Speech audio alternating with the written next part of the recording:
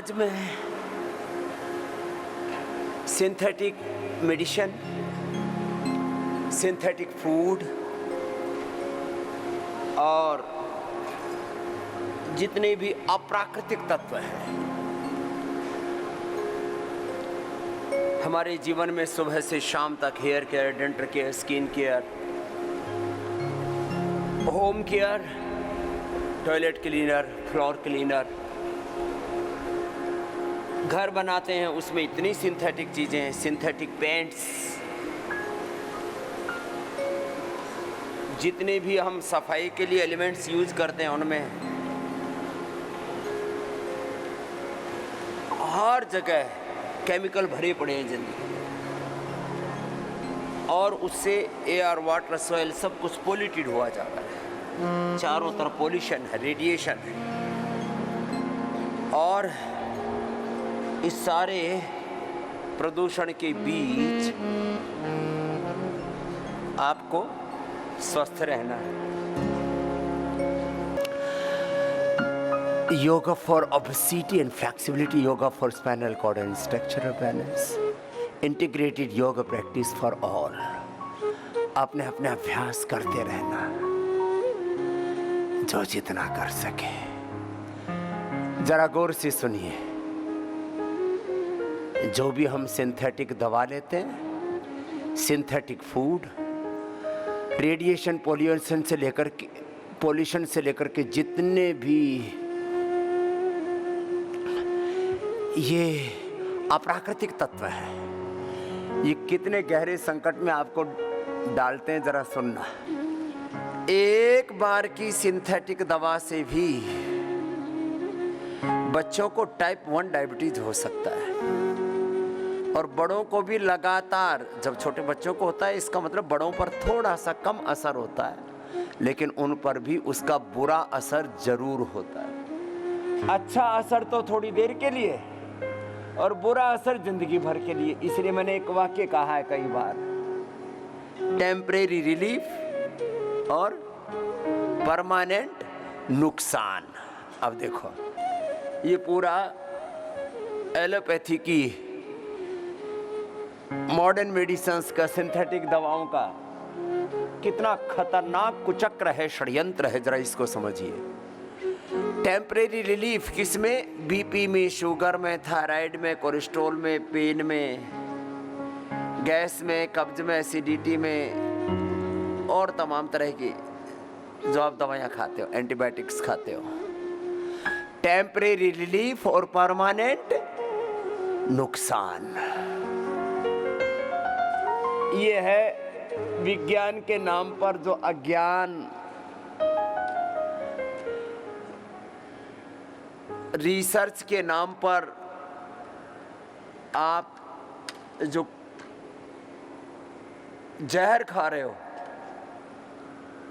उसका परिणाम। कोई भी चीज करते हो उसका अंततोगत्वा परिणाम देखना चाहिए।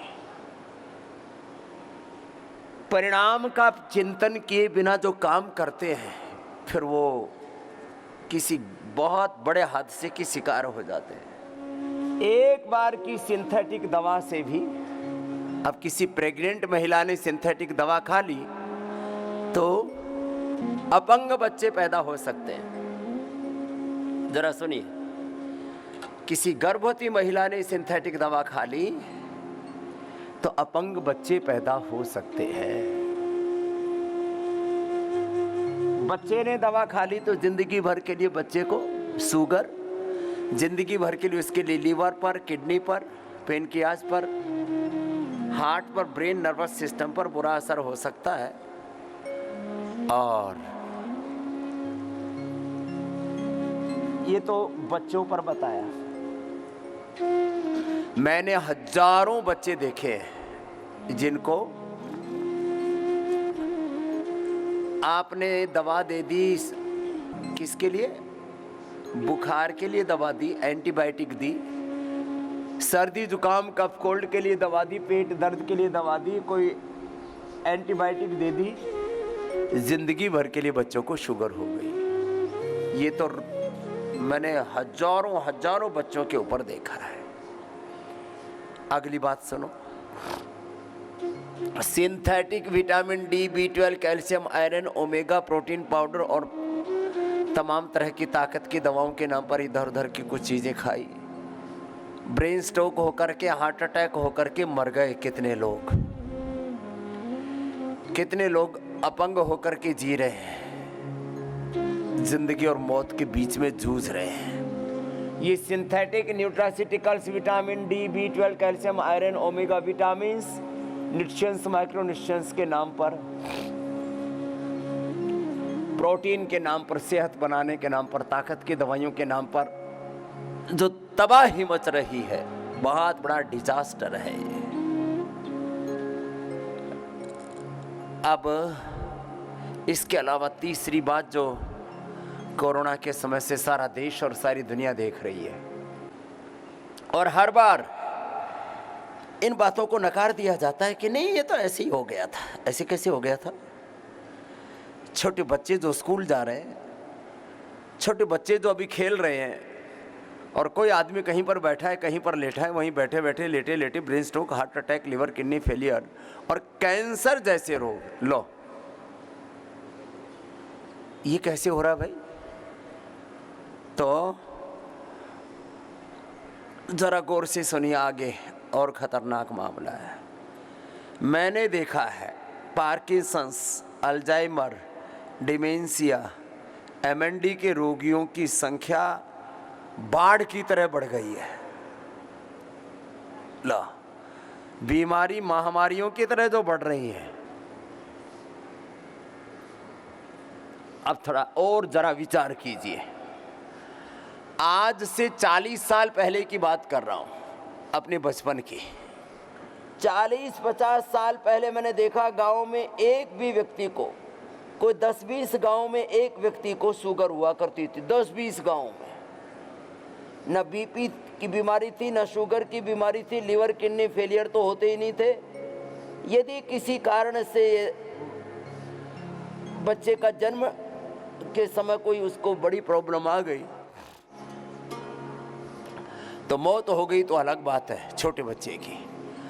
बाकी एक बार जो बचपन में बच गया, नॉर्मल डिलीवरी होने से इम्यूनिटी अच्छी होती थी, मिट्टी में खेलते थे, सादा खाना पीना था, नेचुरल एक्सरसाइज होती थी, नैसर्गिक जिंदगी थी। जो बचपन में एक बार बच गए, बचपन में तो अभी भी लोग, बच्चों की मौत होती है, उन आंकड़ों को छिपा लिया जाता है, ये अलग बात है। तो वो लगभग 90-100-110 साल के तक जिया करते थे।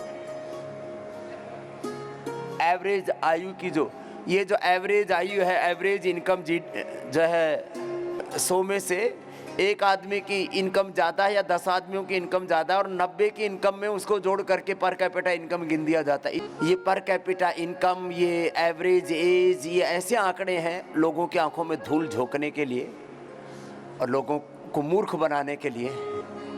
और हम भी लिटरेट इडियटों की तरह इन आंकड़ों को पढ़ पढ़ करके राजी होते रहते हैं। इंडिविजुअल कैपेसिटी में हर एक बात को देखिए। ये जो लोगों को थोक में BP बढ़ रहा है, शुगर बढ़ रहा है, वेट बढ़ रहा है, थायराइड की प्रॉब्लम बढ़ रही है, चर्म रोग बढ़ रहे हैं, गैस, कब्ज, एसिडिटी, स्ट्रेस, एंजाइटी, डिप्रेशन बढ़ रहा है, पायल्स, फिशर, फिस्टुला, स्किन की प्रॉब्लम्स बढ़ रही है। इसके पीछे 3 बड़े कारण हैं: सिंथेटिक मेडिसिन, सिंथेटिक फूड और योग विरुद्ध, वेद विरुद्ध, सनातन विरुद्ध, प्रकृति के विरुद्ध जीवन शैली। मैंने इतने शब्द इसलिए बोले, कई बार कुछ लोगों को शब्दों को लेकर के बड़ा हठ और दुराग्रह होता है। ये जो पूरा एक कुचक्र में व्यक्ति को फंसाया गया है, आदमी को इतना कमजोर बना दो कि वो गुलाम हो जाए, वो कंज्यूमर बन जाए। हम उपभोक्ता बने हुए हैं, कंज्यूमर बने हुए हैं। हर किसी न किसी कंपनी के, किसी न किसी प्रोडक्ट के, किसी न किसी दवा के, किसी न किसी संसाधन के, किसी न किसी पदार्थ के हम कंज्यूमर बने हुए। और उपभोक्तावाद, एक है मानवतावाद, अध्यात्मवाद, राष्ट्रवाद और दूसरी तरफ ये उपभोक्तावाद, ये बड़ा खतरनाक है। सिंथेटिक दवाओं से सिम्प्टोमेटिक ट्रीटमेंट मिलता है, सिस्टेमिक नहीं। सिंथेटिक दवाओं से मैंने कहा टेम्परेरी रिलीफ मिलता है, परमानेंट नहीं। और सबसे खतरनाक बात आगे सुनिए, जो भी आपको ये टेम्परेरी रिलीफ मिलता है वो शरीर की नैसर्गिक प्रक्रिया को बाधित करके, जो भी सिंथेटिक दवा किसी न किसी रूप में, गोली के रूप में, इंजेक्शन के रूप में, रेडिएशन कीमो के रूप में, अब तो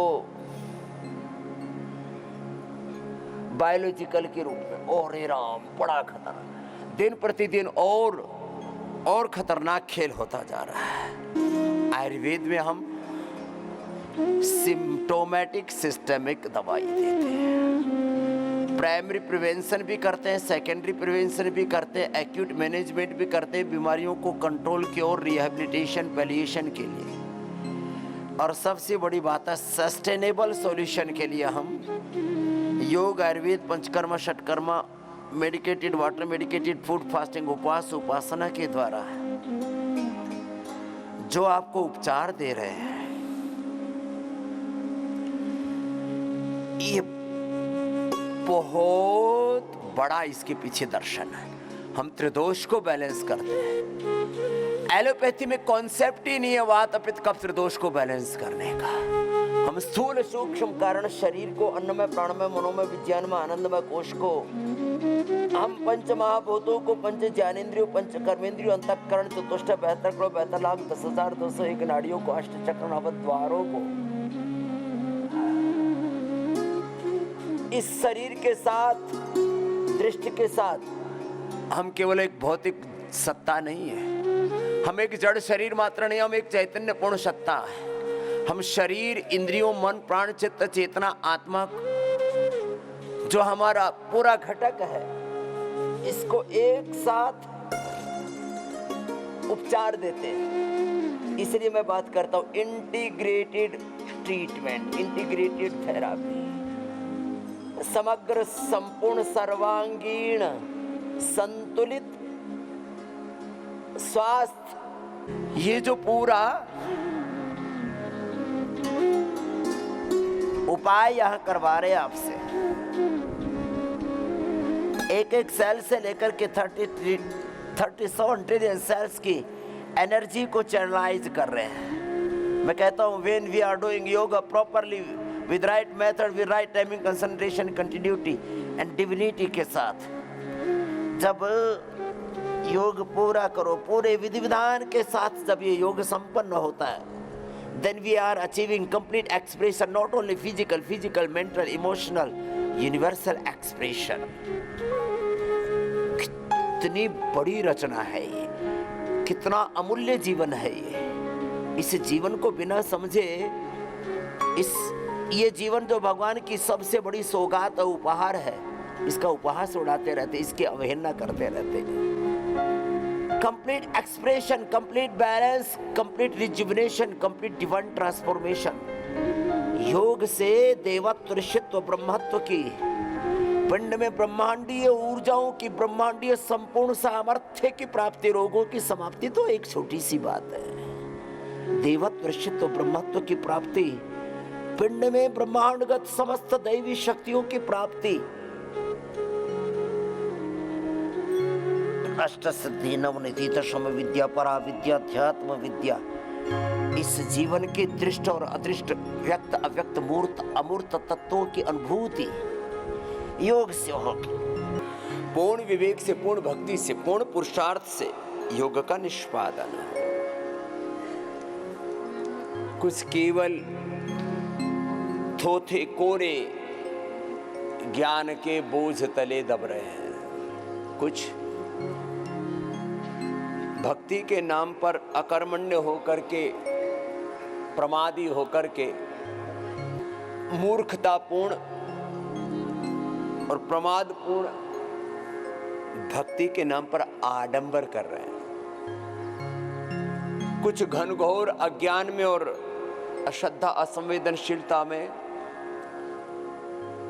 बस पागलपन के साथ कर्म किए जा रहे हैं। ये सब बंधन के कारण है। केवल ज्ञान, केवल भक्ति, केवल कर्म कुछ नहीं होता। ज्ञान और भक्ति पूर्वक कर्म, ज्ञान और कर्म पूर्वक सेवा पूर्वक सुमिरन, कैसे भी कह लो बात, जीवन तो समग्रता में ही चलेगा। इसी को मैं कहता हूं योग पूरा, आयुर्वेद का प्रयोग पूरा, औषध, खान पान, अनुपान, अपनी दिनचर्या, आहारचर्या, इन सब को आपने एक सही डायरेक्शन में मोड़ लिया तो फिर आपके जीवन में कोई रोग, कोई शोक, कोई दुख लेश मात्र भी शेष नहीं रह सकता। प्रयत्न पूरा हो तो फिर परिणाम पूरा क्यों नहीं मिलेगा। जैसा बीज बोया ऐसा तो फल मिलता ही है। हाँ, ये जरूर है कि भाई बबूल बोई तो आम तो नहीं मिलेंगे। कर्म और कर्म की फलश्रुति, ये तो अकाट्य सिद्धांत है प्रभु का, कर्म फल व्यवस्था, न्याय व्यवस्था। हाँ, भगवान की भक्ति विशेष से आप कुछ बड़े प्रारब्ध को भी काट सकते हो। भगवान शिव की आराधना का ये फल कहा है कि आप अकाल मृत्यु के दोष से और प्रारब्ध दोष से भी उभर सकते हो, बशर्ते आपकी भक्ति शुद्ध हो। आप कहेंगे जी ऐसे कैसे होगा? तुम संसार के भौतिक विषयों में जो अपने काम के प्रति बहुत सजग संवेदनशील हैं, उनका चित्त काम में लगा रहता है ना घंटों घंटों, जो पढ़ने में बहुत प्रीति रखते हैं, जिनको पढ़ने का एडिक्शन है, वो पढ़ने में घंटों घंटों लगे रहते हैं। नशे में तो लोग घंटों घंटों पड़े रहते हैं। एक दूसरे के प्यार में तुम जिंदगी भर जीते रहते हैं। और जरा मेरी बात सुनो, जब हमारे पास इतना श्रेष्ठतम विकल्प है, किसका? योग का, आयुर्वेद का, पंचकर्म, षटकर्म, नेचुरोपैथी का, अपने पूर्वजों की विरासत का। ये बहुत बड़ा तत्व है। क्या बोला?